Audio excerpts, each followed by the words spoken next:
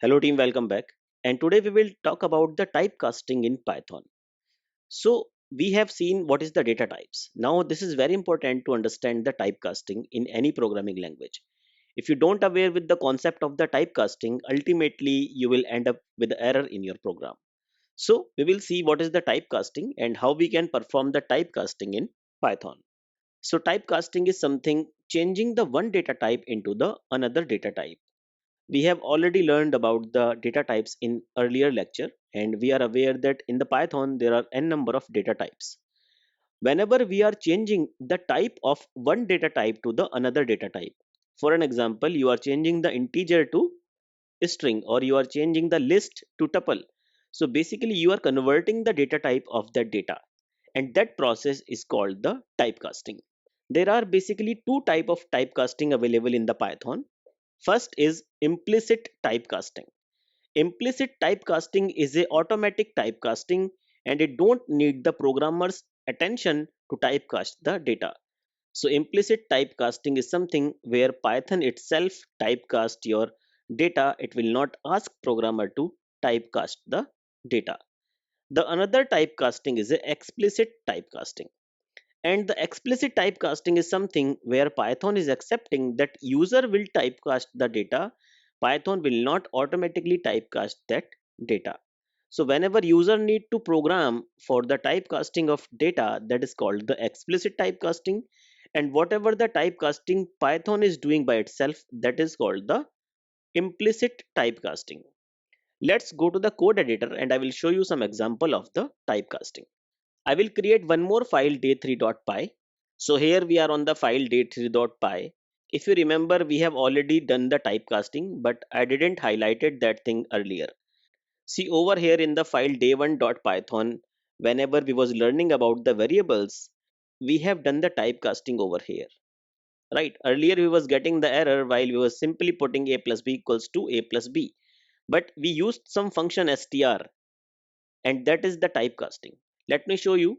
So let's go to the day3.py and let's see some example. So first let's see the example one, which is implicit typecasting. Let's suppose we are defining two variable, a equals to 5 and b equals to 5.5. This is an integer, right? If you remember the data types, this is an integer and this has the decimal. So this is the float. They both are different data types. If you want to see, you can put print type. Type is inbuilt function in the Python which you can use to find out the data type of any variable. So let's suppose we are putting print type A. Similarly, we will put print type B. If I will save this and execute this file, let's execute the current file. You will see this is the class int.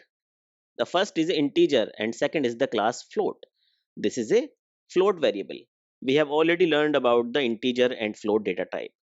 Now let's do one thing and let's put one more print and call a plus b. Simple. Execute your file and see we are getting the output.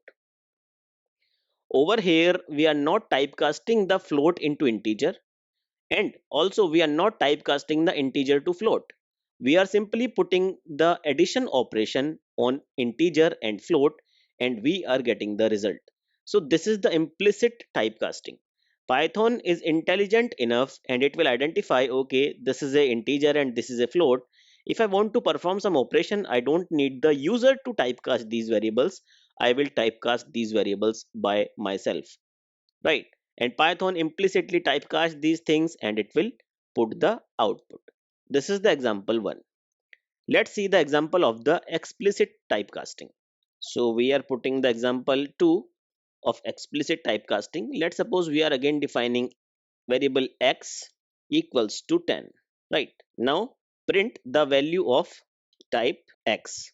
What we are doing, we are simply printing the type of x. Now let's suppose I want to typecast the x, which is an integer, to a float. I want to explicit typecast this.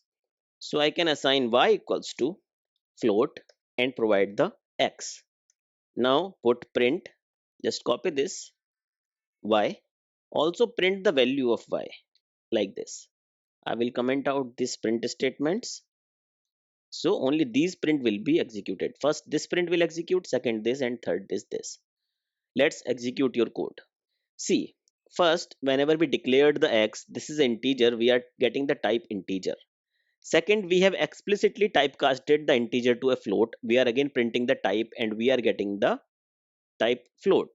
Once we are printing the value of y, this is printing 10 decimal 0, 10.0, although we didn't declare decimal over here. Similarly, if you want to typecast the float to integer, see this is a float, right now x is a float, and let's suppose I want to typecast the float to integer, so I will simply type int, right? And now I'm printing the value of y. Now over here the x is a float, y is an integer because I am typecasting the x to integer, and then I'm getting the type of y and printing the value of y. Execute this, the scenario got changed. First we are getting the float because this is a float. After the integer we are getting the int, and you can see this has also removed the value which is come after the decimal. If you will put 10.6 over here and again execute it, this is again getting 10. So over here no concept of the ceiling and base. It is simply removing the value which comes after the decimal and print the value which is coming before the decimal if you are typecasting the float into a integer. Similarly, you can typecast the number to a string because string to integer is not possible. You can definitely typecast the integer to string, but string to integer typecast is not possible. You can try it by yourself. So this is your exercise, that you need to typecast the integer to a string and you need to typecast the float to a string. Also, you can typecast the string to a number, but that case will be only valid if your string contains the number. If your string contains the character value, the typecasting will be failed.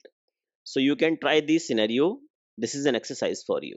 This is the concept of the typecasting. Some typecasting is internal to the Python and some typecasting we need to execute as a programmer, where we need to typecast the things externally in our program. So thank you team. See you next time.